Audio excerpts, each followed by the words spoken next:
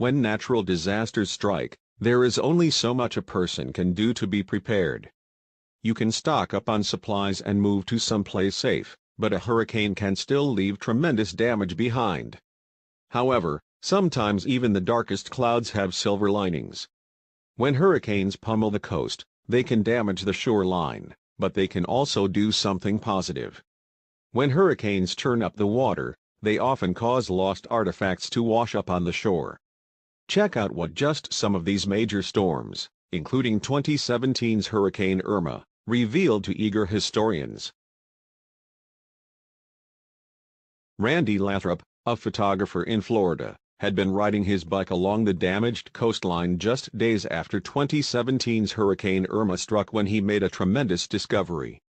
Right there on the shore, he spotted a canoe, but he was fairly certain this wasn't any ordinary vessel. "As soon as I saw it, I knew exactly what it was," Randy said. This mysterious canoe washed up from the Indian River, north of Cocoa, Florida, which was a region with a long and storied Native American history. This wasn't the first time that hurricanes have washed major archaeological finds ashore either. In 2012, Hurricane Isaac was responsible for unearthing another curious boat in Alabama. The ship, the Rachel, was a 150-foot-long, 20th-century schooner that sailed until the 1930s. According to historical records, the crew lost control of the Rachel during a particularly rough storm. This led to chaos on the schooner, with the crew looting the boat and setting it on fire before abandoning ship. What really happened afterward, the world may never know. When Hurricane Camille struck in 1969, the remains of an old ship called the Monticello were discovered. The Monticello used to be responsible for completing runs between Florida and Cuba until it ran aground and was ultimately lost. Historians have since debunked the theory that Monticello was employed as a Confederate battleship during the Civil War.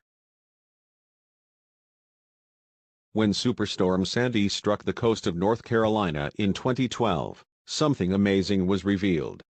Washed ashore were what little remained of the William H. Sumner, a three-masted schooner that had run aground in 1919 and had not been seen until the storm brought it to the surface.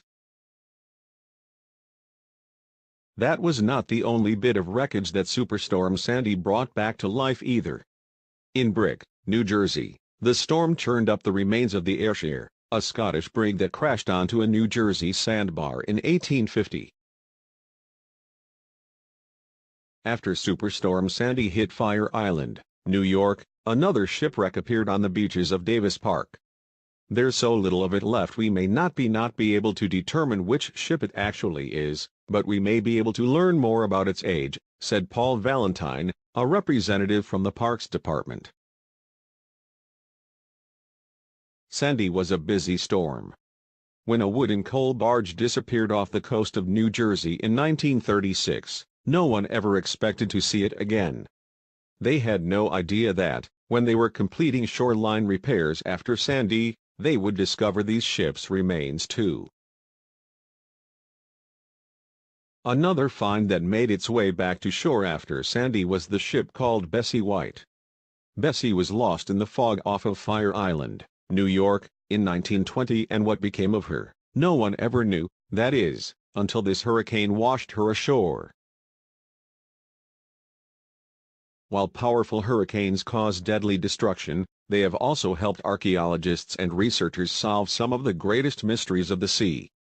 That makes for some consolation to otherwise destructive natural disasters.